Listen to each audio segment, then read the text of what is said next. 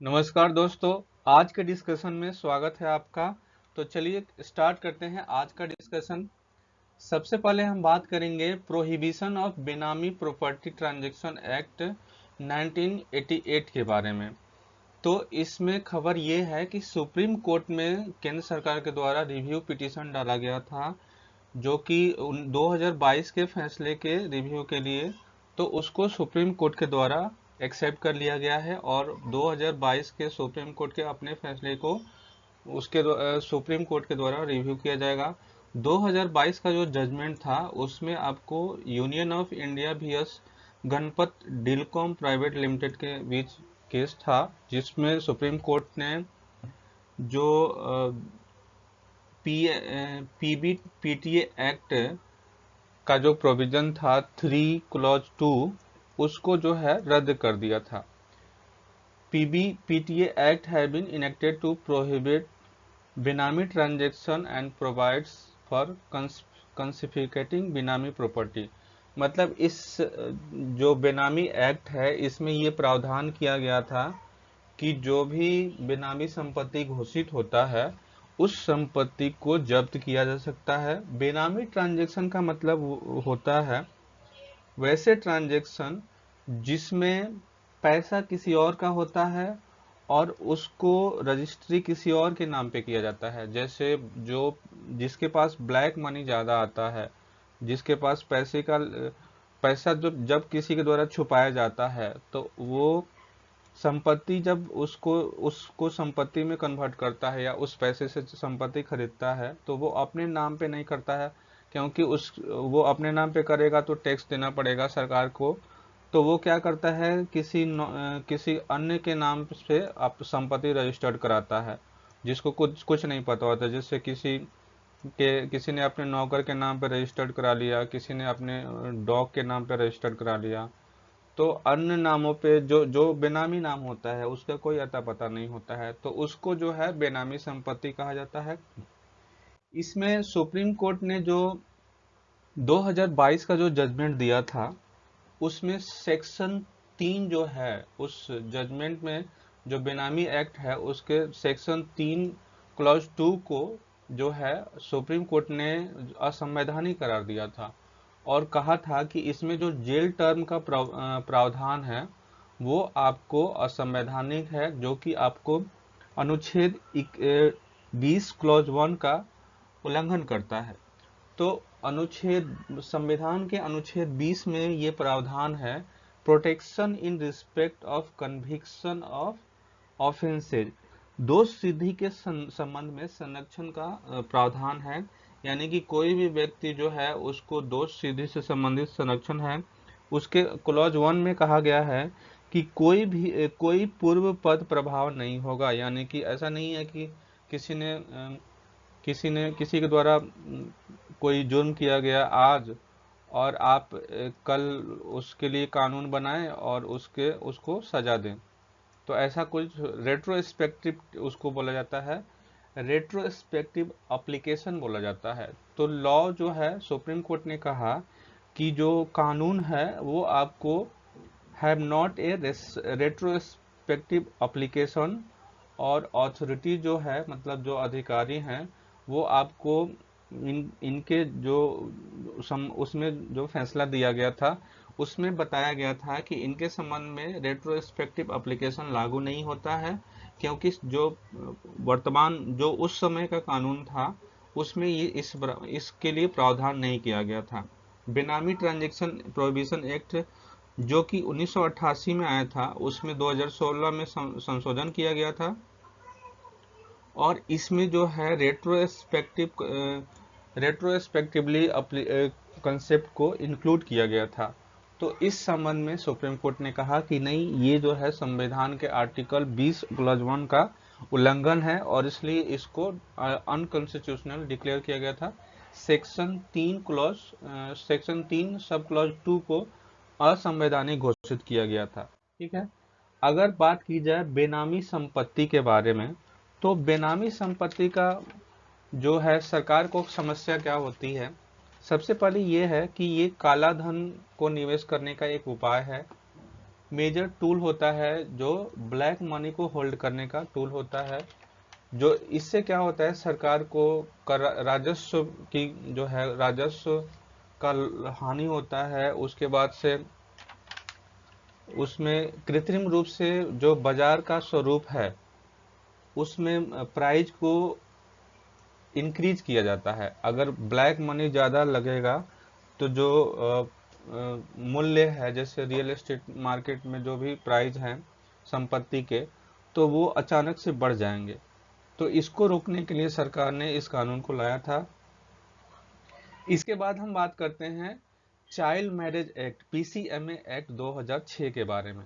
तो इसमें supreme court के द्वारा एक गाइडलाइन जारी किया गया है और इसमें कहा गया है कि इफेक्टिव इम्प्लीमेंटेशन जो है वो किया जाए पीसीएमए एक्ट यानी कि prohibition of child marriage act 2006 के बारे में। सुप्रीम कोर्ट ने कहा है कि जो अधिकांश रोकथाम के लिए जो अधिकारी जो होते हैं, जो चाइल्ड मैरिज एक्ट को लागू करने के लिए काम करते हैं, उनके द्वारा रोकथाम के लिए काम करें। दंडित करने जो है वो आपको अंतिम विकल्प होगा। इसका मतलब ये हुआ कि सुप्रीम कोर्ट ने कहा है कि आप सबसे पहले जो भी इस तरह की घटनाएं हो रही हैं उनमें जो संलिप्त व्यक्ति हैं या गार्जियन हैं जो अपने बच्चों का बाल विवाह करा रहे हैं, उनको आप समझाइए कि ये चीज़ें जो हैं उससे उनको नुकसान है, उनके बच्चों को नुकसान है और उसका जो परिणाम है वो काफ़ी भयानक हो सकता है। तो इसके लिए सुप्रीम कोर्ट ने कहा अगर वो नहीं मानते हैं तो लास्ट ऑप्शन कानूनी रूप से प्रोविजन जो दिया गया है उसको तो आपको लागू करना ही है, लेकिन पहले आपको समझाना है। उसके बाद से जो दूसरा सुप्रीम कोर्ट ने कहा कि आपको जमीनी रूट कॉज पता कीजिए। तो चाइल्ड मैरिज का रूट कॉज क्या है, तो उसमें सबसे पहले जो मेजर कंसर्न आता है जैसे poverty, gender inequality, lack of education, उसके अलावा कल्चरल नॉर्म्स भी हैं कि हाँ शादी छोटी उम्र में हो जानी चाहिए। तो इन सभी चीज़ों पे है आप काम कीजिए, इनको इम्प्रूव कीजिए, सोसाइटी में अवेयरनेस लाइए। उसके बाद से मैरिज जो है बहुत सारा जो समुदाय होता है उसमें जो जब बच्चे छोटे छोटे होते हैं उसी समय उनको जो गार्जियन होते हैं, अभिभावक जो होते हैं, वो प्रॉमिस कर लेते हैं चाइल्ड बेट्रोथल के बारे में, यानी कि बाल सगाई हो जाता है। 10 साल की उम्र में सगाई हो गया और उनको जो है वो बड़े होते हैं तो उनकी शादी हो जाती है। तो इसमें क्या है, वायलेट होता है free will to have a life partner of choice.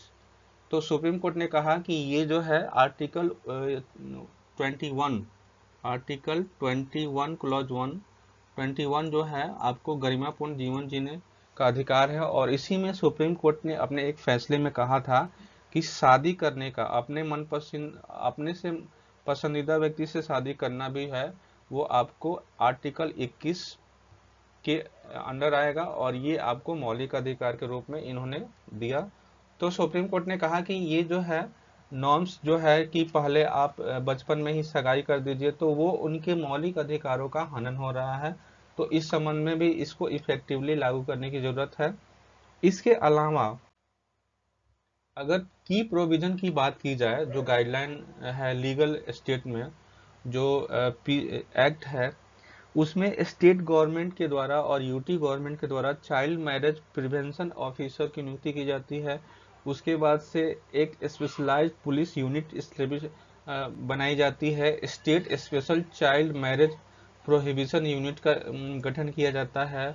उसके बाद से जुडिशियल मेजर की अगर बात की जाए तो मजिस्ट्रेट को सू मोटो एक्शन लेने का अधिकार होता है। प्रिवेंशन इंजेक्शन का अधिकार होता है। Exploration of special task track court of for child marriage cases, अगर चाइल्ड मैरिज केस है तो उनके लिए आप स्पेशल ट्रैक कोर्ट इस्टेब्लिश कर सकते हैं। ये अधिकार जुडिशरी के पास होता है। उस अन्य उपायों की बात की जाए तो child marriage free village initiative launch किया गया है जो कि open defecation free village concept पे आधारित है कि एक ऐसा गांव सेलेक्ट करें जहां पे सभी को जो है समझाया जाए कि आप अपने बच्चों आप अपने बच्चों का जो है कम उम्र में शादी नहीं करें, टेक्नोलॉजी का उपयोग किया जाए ताकि उनको मॉनिटर किया जाएगा। इसके बाद अगर हम पीसीएमए एक्ट की बात करते हैं, तो ये एक्ट जो है आपको शारदा एक्ट को रिप्लेस किया था इसने। 2006 में ये एक्ट आया था, चाइल्ड मैरिज रिस्ट्रेंट एक्ट जो है 1929 था, जिसको शारदा एक्ट भी बोला जाता है। तो इसको हटाने के लिए आपको 2006 में पीसीएमए एक्ट आया था। पीसीएमए डिफाइंस, इसमें आपको जो बच्चों की शादी की उम्र है उसमें कहा गया है कि मेल अंडर 21 ईयर्स एज और फीमेल जो है अंडर 18 ईयर्स जो है, आपको मिनिमम जो है रिक्वायरमेंट है शादी की एज की। उसके बाद एक बिल आया था, prohibition of child marriage amendment bill 2021, जो कि अभी पार्लियामेंट कमेटी के पास है, स्टैंडिंग कमेटी के पास है। इस बिल में इस बिल में का उद्देश्य जो था, इस बिल का उद्देश्य क्या था कि जो लड़कियों की शादी की उम्र 18 वर्ष निर्धारित की गई है, उसको मैरिज एक्ट के द्वारा उसमें संशोधन करके, और जो मैरिज एक्ट का जो एज है वो दोनों को समान करने के लिए, यानी कि लड़कों की एज है 21 और अभी वर्तमान में है लड़कियों की 18, लेकिन इस एक्ट में प्रोविजन डाला गया था कि लड़कियों की उम्र को भी 21 साल किया जाए। इसके पीछे तर्क ये था कि लड़कियों को भी समान अधिकार मिले, उनको भी पढ़ने का मौका मिले, अवसर मिले, ताकि वो भी अपने जीवन में अच्छा कर सकें। और इसके लिए जया जेटली कमेटी का गठन किया गया था, जिसने अपने रिपोर्ट में इस बात को मेंशन किया था कि जो लड़की की उम्र है, उसको शादी की जो उम्र है मिनिमम, उसको इंक्रीज करना चाहिए ताकि लड़की को भी बराबरी का दर्जा मिल सके। तो ये थी पीसीएमए एक्ट के बारे में। इसके बाद हम अगर फैक्ट की बात करें, तो चाइल्ड मैरिज एक्ट के संदर्भ में अगर फैक्ट की बात करें, तो 23% वुमेन जो है और 17.7% बॉय जो हैं, जो 20 वर्ष से 24 वर्ष के बीच में हैं, वो आपको 18 साल की एज में 20 20 से 24 वर्ष की एज में जो है वो आपको शादी हो जाता है। मतलब 23% महिलाएं जो हैं वो 20 साल की उम्र में शादी कर दी जाती हैं, और 17.7% जो लड़के हैं उनकी शादी जो है वो 24 साल के एज में कर दी जाती है। ये आपको NFHS रिपोर्ट 5 के सर्वे में इस डाटा को दिया गया था। इसके बाद यूनिसेफ के डाटा के हिसाब से over half of the girl and women who married in childhood live in 5 state. मतलब जो जितने भी चाइल्ड मैरिज होते हैं भारत में, उनका जो आधा से ज़्यादा जो जनसंख्या है वो मुख्यतः 5 राज्यों में है, जिसमें सबसे ज़्यादा जो जनसंख्या है, लार्जरी कंट्रीब्यूटर है उत्तर प्रदेश, उसके बाद बिहार, फिर वेस्ट बंगाल, फिर महाराष्ट्र, उसके बाद मध्य प्रदेश। इसके बाद हम बात करते हैं अगली खबर की, जो कि है नॉन किनेटिक वारफेयर और हाइब्रिड वारफेयर। तो ये क्या है नॉन किनेटिक वारफेयर या हाइब्रिड वारफेयर? इसको अभी हाल ही में पेजर ब्लास्ट हुआ था लेबनान में, जो कि एक नॉन किनेटिव वारफेयर है। इसको सिंपली टर्म में समझते हैं कि एक युद्ध का एक ऐसा तकनीक है जो कि आपको मिलिट्री टैक्टिक को इन्वॉल्व किए बिना ही लड़ा जाता है, और इसको लड़ने के लिए अलग अलग मोर्चों पे जो है स्ट्रेटजिक अप्लाई किया जाता है, जैसे electronic warfare, electronic warfare, cyber warfare, information, psychological और इकोनॉमिक कंडीशंस को अप्लाई किया जाता है। नॉन मिलिट्री स्टेक होल्डर्स को भी इसमें इन्वॉल्व किया जाता है, और इसको हाइब्रिड वारफेयर भी बोला जाता है। तो खबर ये है कि भारत की जो पार्लियामेंट्री स्टैंडिंग कमेटी है, जो कि डिफेंस पर पार्लियामेंट्री स्टैंडिंग कमेटी है, उनके द्वारा स्टडी किया जा रहा है India's preparedness to deal with non kinetic warfare. मतलब भारत की जो तैयारी है, जो इस सिचुएशन से निपटने के लिए भारत के द्वारा किन किन तैयारियों की तैयारी कैसी चल रही है, उसके संबंध में क्या वर्तमान स्थिति है उस संदर्भ में एक स्टडी की जा रही है जो कि नॉन किनेटिक वॉरफेयर के संबंध में है। ये आपको न्यू कंसेप्ट है और ये आपको यूजुअली मिलिट्री टैक्टिक और को के अलावा भी कई सारे मोर्चों पे इसको डील किया जाता है। It may be deadlier than traditional method and also be one even before a bullet in the fire. मतलब एक गोली चलाए बिना भी हम जीत सकते हैं, जैसे massive cyber attack, malware attack, critical infrastructure attack. While in case of kinetic warfare, the range of military weapons to physically destroy target like tank are deployed. Non-kinetic ones use laser and electric magnetic waves to disrupt their operation. तो इसमें क्या है कि जो military warfare होता है उसमें हम टैंक ले जाते हैं, बारूद ले जाते हैं और फिर सामने सामने वार करते हैं। लेकिन नन नॉन किनेटिक वारफेयर जो होता है उसमें क्या है कि उस टैंक का हम उसको डिफ्यूज कर दें, उसमें उसके जो सामान है उसको हैक कर लें, इलेक्ट्रिक सामानों को हैक कर लें ताकि उसको यूज करने से रोका जा सके। साइबर सिक्योरिटी, ये अलग अलग चुनौतियां हैं जो कि इसमें शामिल हैं। अगर थ्रेट की बात की जाए तो नॉन किनेटिक वारफेयर जो है आज के समय में बढ़ा है।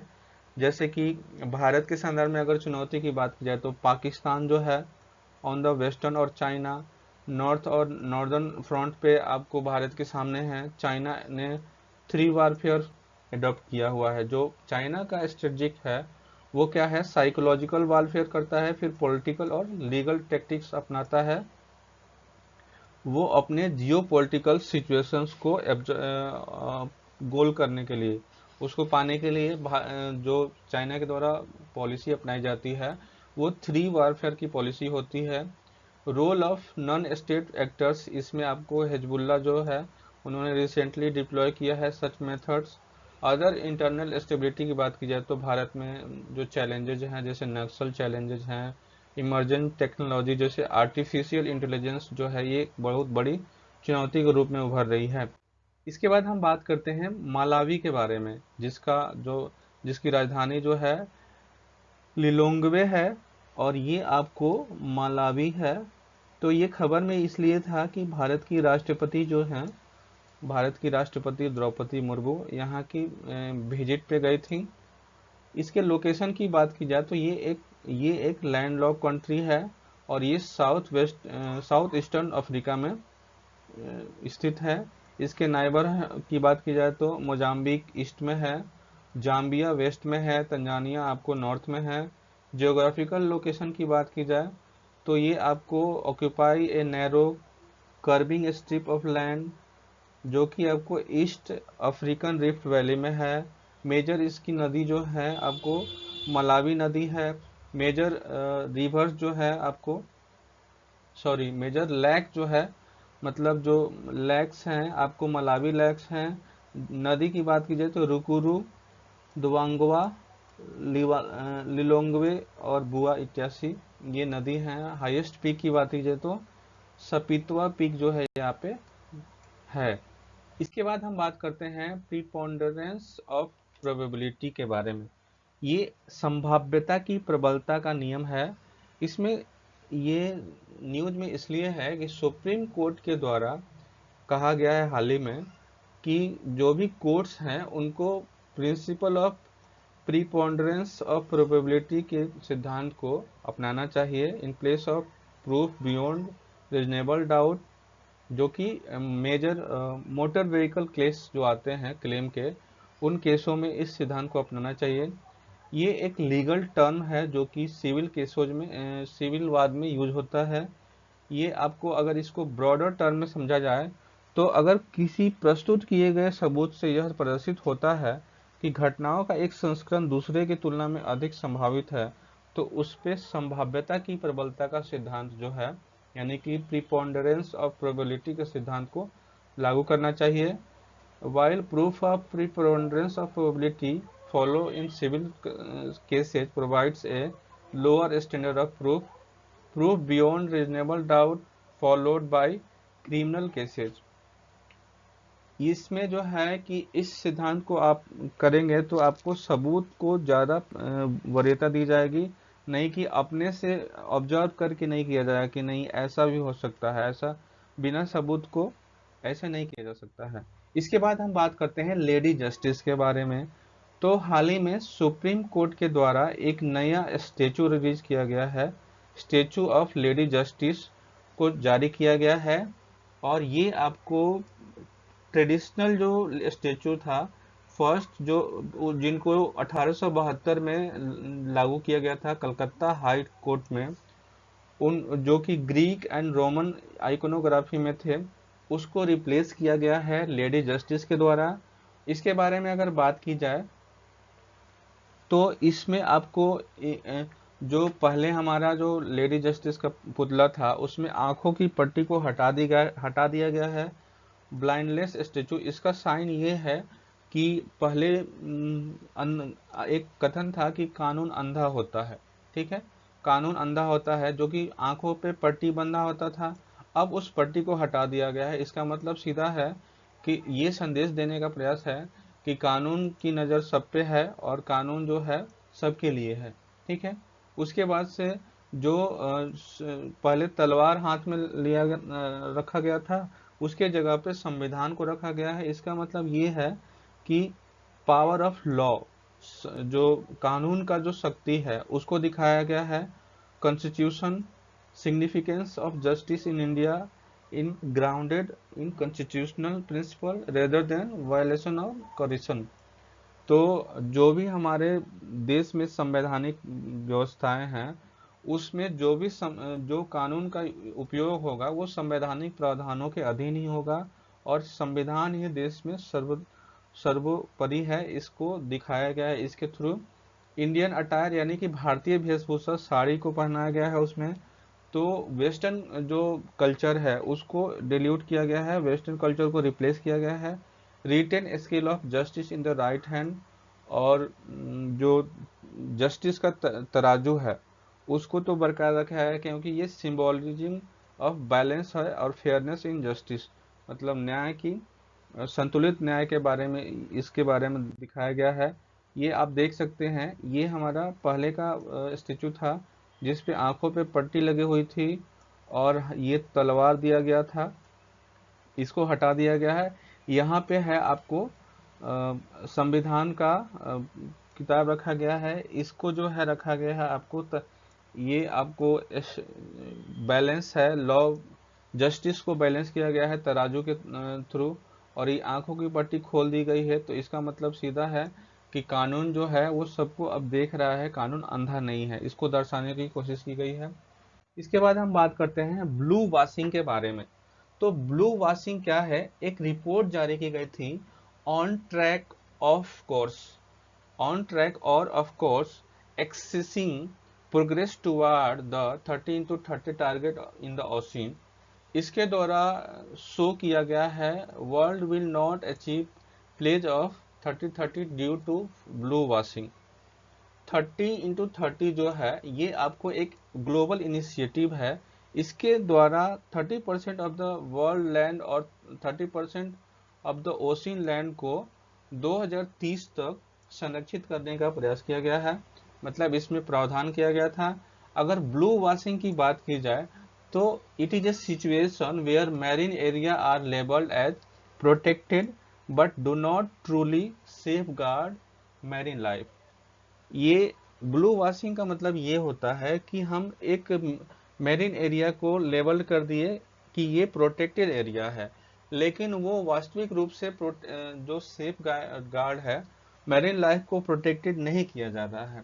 तो इस रिपोर्ट में कहा गया है कि 8.3% of ocean is designed as marine protected area, लेकिन 2.8% ओशन जो है वो आपको प्रोटेक्टेड है, यानी कि जो 8% हमने कर दिया कि 8%, 8.3% आपको MPA है, यानी कि मैरीन प्रोटेक्टेड एरिया है, लेकिन वो वास्तविक रूप से 2.8% ही प्रोटेक्टेड है। तो ये ब्लू वॉशिंग के बारे में था। इसके बाद हम बात करते हैं टिड्डा के बारे में, लोकस्ट के बारे में। तो हाल ही में इडुक्की जो कि केरला में है, वहाँ के किसानों के द्वारा लोकस्ट इन्फेस्टेशन के बारे में देखा गया कि वहाँ जो फसल है वहाँ पे टिड्डा का प्रकोप देखा गया। प्रीवियसली 2020 में आपको वेस्टर्न इंडिया में राजस्थान, गुजरात और मध्य प्रदेश में टिड्डा का बहुत बड़ा प्रकोप था, जिसके वजह से जो है फसल नुकसान हो गया था। ये एक प्रकार के कीड़ा होते हैं और इनके द्वारा जो है जो फसल होती है उसको खा लिया जाता है और फसल को बर्बाद किया जाता है, पौधों को जो है काट दिया जाता है, जिसके वजह से जो जो खड़ी फसल होती है वो खराब हो जाती है और किसानों को नुकसान हो जाता है।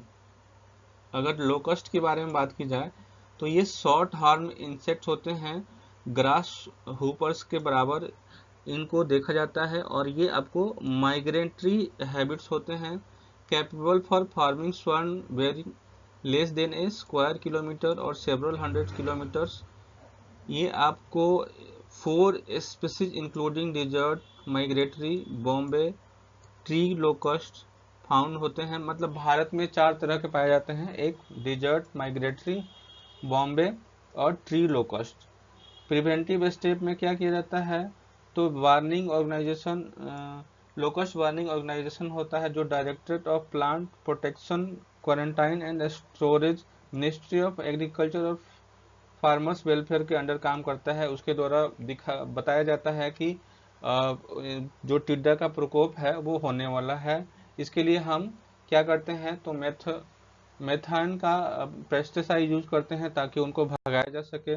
इसके बाद हम बात करते हैं मूनलाइट प्रोग्राम के बारे में। तो मूनलाइट प्रोग्राम क्या है, यूरोपीय स्पेस एजेंसी के द्वारा हाल ही में moonlight lunar communication and navigation service को लॉन्च किया गया है। इसका उद्देश्य है कि अगले 2 दशक में, नेक्स्ट 2 डिकेड्स, 400 मूनलाइट मिशन को लॉन्च किया जाएगा। 400 मूनलाइट मिशन को एजेंसी के द्वारा लॉन्च किया जाएगा, जो कि अन्य प्राइवेट कंपनी के थ्रू भी लॉन्च किया जाएगा।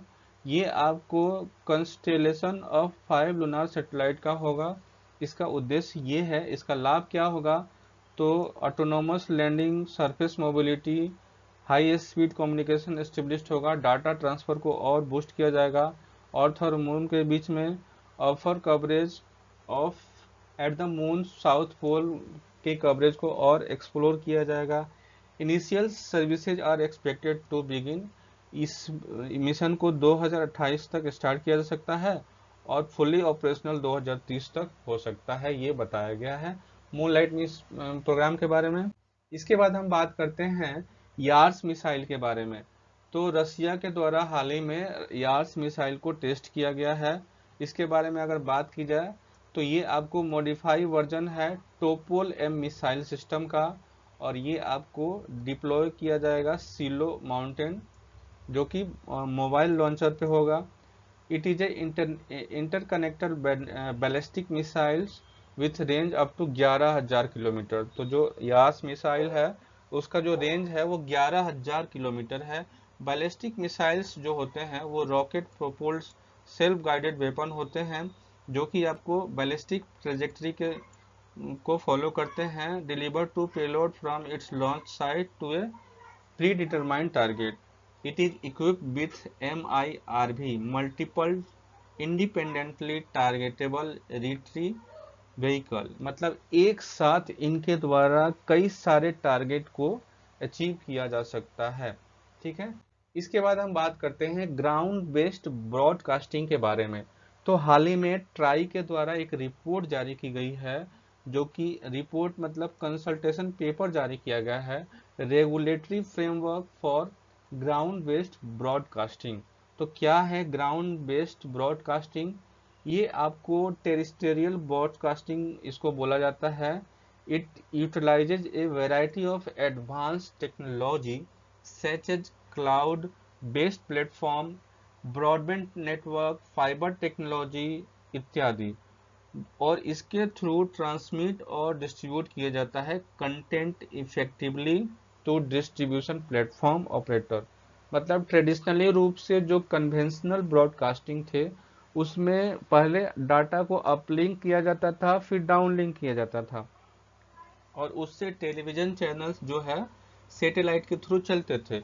लेकिन वर्तमान में क्या है कि ब्रॉडकास्टिंग टेरेस्ट्रियल ब्रॉडकास्टिंग होता है, जो कि आपको ब्रॉडबैंड के थ्रू हो जाता है, ठीक है। और उसमें और कई सारे टेक्नोलॉजी, एडवांस टेक्नोलॉजी का यूज होता है। एग्जिस्टिंग गाइडलाइन जो कहती है union ministry of information and broadcasting के द्वारा, मिनिस्ट्री के द्वारा, mandatory for broadcaster to use satellite medium for uplinking and downloading of channel. तो मतलब किसी भी चैनल को प्रसारित करने के लिए वर्तमान में जो नियम है उसमें अपलिंकिंग और डाउनलिंकिंग जो है वो प्रोविजन अपनाने की का प्रावधान है। लेकिन ट्राई के द्वारा एक पेपर जारी किया गया है कि रेगुलेटरी फ्रेमवर्क पर जो कि ग्राउंड बेस्ड ब्रॉडकास्टिंग पर जारी किया गया है। तो ये आपको ग्राउंड बेस्ड ब्रॉडकास्टिंग के बारे में था। इसके बाद आज के हम पहले प्रश्न के बाद बात करते हैं। तो उष्णकटिबंधीय सदाबहार वनों के संबंध में निम्नलिखित में से कौन सा कथन गलत है? ऑप्शन नंबर ए कहता है वे पश्चिमी घाट और पूर्वोत्तर क्षेत्रों के साथ साथ अंडमान और निकोबार द्वीप समूह में पाए जाते हैं। दूसरा कहता है वे किसी भी मौसम में अपने पत्ते नहीं गिराते हैं। तीसरा कहता है एनी और एबोनी जैसे पौधे और पेड़ की प्रजातियां आमतौर पर उष्णकटिबंधीय सदाबहार वनों में पाई जाती हैं। चौथा कहता है वे 200 सेंटीमीटर से अधिक वार्षिक वर्षा और 22 डिग्री सेल्सियस से अधिक औसत वार्षिक तापमान वाले क्षेत्रों में पाए जाते हैं। तो इसका राइट आंसर हो जाएगा वे किसी भी मौसम में अपने पत्ते नहीं गिराते हैं, बिल्कुल गलत है। इसकी व्याख्या देखते हैं। कथन 1 जो है वो सही है, कथन 2 जो है वो गलत है, कथन 3 जो है वो सही है, कथन 4 जो है आपको क्या है, सही है। उष्णकटिबंधीय सदाबहार वन पश्चिमी घाट के पश्चिमी ढलान, पूर्वोत्तर क्षेत्र की पहाड़ी, अंडमान और निकोबार द्वीप समूह में पाए जाते हैं, बिल्कुल सही है। कथन 2 जो है वो गलत है। पेड़ अपने पत्ते गिराते हैं, लेकिन पेड़ों के पत्ते गिराने, फूल आने और फूल लगने का कोई निश्चित समय नहीं होता है। इस तरह ये जंगल पूरे साल हरे भरे दिखाई देते हैं। 3 जो है वो सही है। इन जंगलों में पाई जाने वाली प्रजातियों में शीशम, महोगनी, एनी, आबनुस इत्यादि शामिल हैं। 4 वे गर्म और आर्द्र क्षेत्रों में पाए जाते हैं, जहां वार्षिक वर्षा 200 सेंटीमीटर से अधिक होती है और औसत वार्षिक तापमान 22 डिग्री सेल्सियस से अधिक होता है। इसके बाद अगले प्रश्न की बात करते हैं। तो कथन 1 कहता है निम्नलिखित कथनों पर विचार करें। कथन 1 कहता है मुहाना अत्यधिक उत्पादक है और प्रचुर मात्रा में जीव जंतुओं का पोषण करते हैं। कथन 2 कहता है मुहाना ताजे पानी और समुद्री पानी की तुलना में पोषक तत्वों से भरपूर होते हैं। उपयुक्त कथनों के संबंध में निम्नलिखित में से कौन सा कथन सही है? तो इसका आंसर हो जाएगा कथन 1 और कथन 2 दोनों सही है। कथन 2 जो है 1 के सही स्पष्टीकरण को दर्शाता है। इसकी व्याख्या देखते हैं। मुहाना बहुत गतिशील उत्पादक पारिस्थितिक तंत्र है, क्योंकि नदी का प्रवाह, ज्वार की सीमा, तलछट वितरण लगातार बदलते रहते हैं। मुहाना के उदाहरण नदी के मुहाने, तटीय खाड़ी, ज्वारीय दलदल, लैगून या डेल्टा होता है। कथन 1 जो है वो सही है। मुहाना मीठे पानी की नदियों या धाराओं और महासागरों या समुद्रों जैसे खारे पानी के निकायों के बीच इंटरफेस पर बने अद्वितीय और गतिशील पारिस्थितिक तंत्र को कहा जाता है। वे अत्यधिक उत्पादक पारिस्थितिक तंत्र हैं जो प्रचुर और विविध जीवों का समर्थन करते हैं। नदियों से मीठे पानी और समुद्र से खारे पानी का उनका अनूठा संयोजक पोषक तत्वों की समृद्ध आपूर्ति के लिए एक गतिशील वातावरण बनाता है, जिससे वे पृथ्वी पर सबसे अधिक उत्पादक पारिस्थितिक तंत्रों में से एक हो जाते हैं। 2 जो है वो भी सही है, क्योंकि ताजे पानी या समुद्री पानी की तुलना में पोषक तत्वों में अधिक समृद्ध हैं। वे अत्यधिक उत्पादक हैं, प्रचुर मात्रा में जीवों का समर्थन करते हैं। सामान्य तौर पर मुहाना के फाइटोप्लैंक्टन डायटम डायनोफ्लेक्टेस हरे शैवाल और नीले शैवाल होते हैं।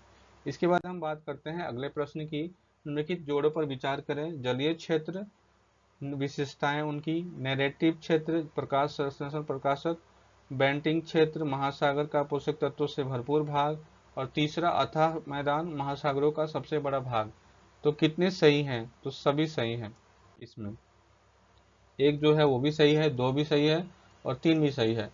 नैरेटिव क्षेत्र इंटरटाइटल क्षेत्र से लेकर महाद्वीपीय शेल्फ के किनारे पर लगभग 200 मीटर की गहराई तक फैला हुआ है। चूंकि प्रकाश एक गहराई तक पहुंच सकता है, इसलिए प्रकाश संश्लेषण हो सकता है। 2 है, पानी के नीचे बेंथिक क्षेत्र होते हैं जिसमें रेत, गाद और मृत जीव शामिल हैं। यह समुद्र का पोषक तत्वों से भरपूर हिस्सा है, क्योंकि मृत जीव समुद्र के ऊपरी परतों से गिरते हैं। 3 जो है सही है, समुद्र का सबसे गहरा हिस्सा रसातल क्षेत्र को बोला जाता है, जो 4000 मीटर या उससे अधिक की गहराई पर है।